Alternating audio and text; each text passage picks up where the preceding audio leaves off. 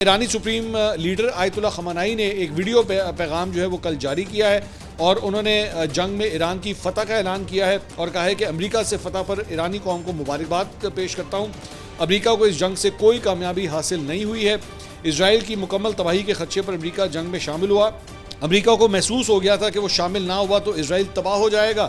انہوں نے کہا کہ میری جانب سے ہمارے عزیز ایران کی امریکہ کے ظالم نظام پر فتح مبارک ہو۔ ہم پر دوبارہ جارحیت مسلط کی گئی تو بھرپور جواب دیں گے۔ اسلامی جمہوریہ نے امریکہ کے منہ پر زوردار تماچا مارا ہے۔ اس نے حملہ کیا اور خطے میں امریکہ کے ایک اہم اڈے العدید ایئر بیس کو نقصان پہنچایا ہے۔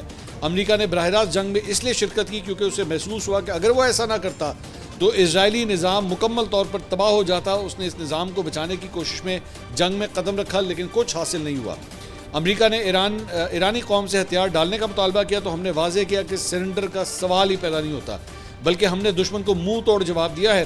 یہ ایک اہم بات ہے کہ اسلامی جمہوریہ کو خطے میں امریکہ کے اہم مراکز تک رسائی حاصل ہے اور وہ جب چاہے کارروائی کر سکتا ہے۔ ایسی کارروائی آئندہ بھی دہرائی جا سکتی ہے۔ اگر کوئی جارحیت ہوئی تو دشمن کو یقیناً بھاری قیمت چکانی پڑے گی۔ آیت اللہ خامنائی کی جانب سے جو ہے وہ یہ ایک اہم ویڈیو بیان جو ہے وہ کل جاری ہوا ہے۔